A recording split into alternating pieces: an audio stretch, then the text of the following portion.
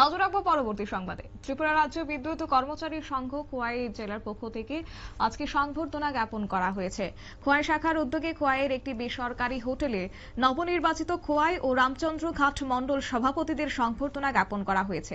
উপস্থিত ছিলেন আজ বিজেপি খোয়াই জেলা মণ্ডল সভাপতি অনুকূল দাস, সঙ্গে ছিলেন রামচন্দ্র ঘাট মণ্ডল সভাপতি শোকেশ দেববর্মা, নেতৃত্ব রঞ্জন দাস সহ অন্যান্যরা। আজকের এই সংবর্ধনা জ্ঞাপনকে কেন্দ্র করে কি রয়েছে বক্তব্য, শুনুন।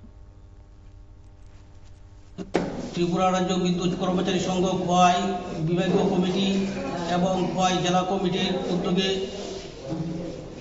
খোয়াই এবং রামচন্দ্রঘাট মণ্ডল নবনিযুক্ত সভাপতি মহোদয়দের আমরা এখানে বিদ্যুৎ কর্মচারী সংঘের পক্ষ থেকে সংবর্ধনা একটা অনুষ্ঠানের আয়োজন করেছি।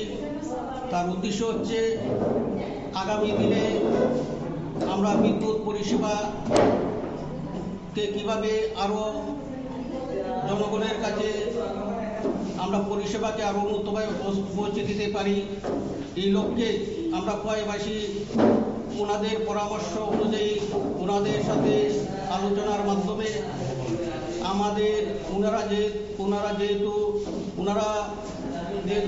সরকারের সাথে যুক্ত আছেন, ওনাদের সাহায্য আমরা প্রার্থনা করছি, যাতে আমরা পরস্পরের মাধ্যমে সংযোগ রক্ষা করে আমরা যেন খোয়াইবাসীকে আরো উন্নত ধরনের পরিষেবা দিতে পারি।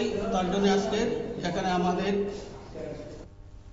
আপনারা শুনলেন তাদের বক্তব্য। এবং ত্রিপুরা রাজ্য বিদ্যুৎ কর্মচারী সংঘ খোয়াইয়ের উদ্যোগে আজকে মণ্ডল সভাপতিদের সংবর্ধনা জ্ঞাপন করা হয়েছে, যেখানে উপস্থিত ছিলেন বিজেপির সদস্যরা। এবং পাশাপাশি আজকে মণ্ডল সভাপতিদের ফুল এবং কার্যত উত্তরীয় পরিয়ে সংবর্ধনা জ্ঞাপন করা হয়েছে। এবং তাদের মূল উদ্দেশ্য হচ্ছে যে আগামী দিনে খোয়াই শহরে কিভাবে বিদ্যুৎ পরিষেবাকে উন্নতি করা যায় এবং সে সঙ্গে আলাপচারিতার মাধ্যমে বিদ্যুৎ পরিষেবাকে সহজতর করা যায়, প্রত্যেক ক্ষেত্রে আজকে জানিয়েছেন কার্যত সংশ্লিষ্টরা। নিয়ে নিচ্ছি ছোট্ট একটি বিজ্ঞাপন বিরতির, সঙ্গে থাকুন।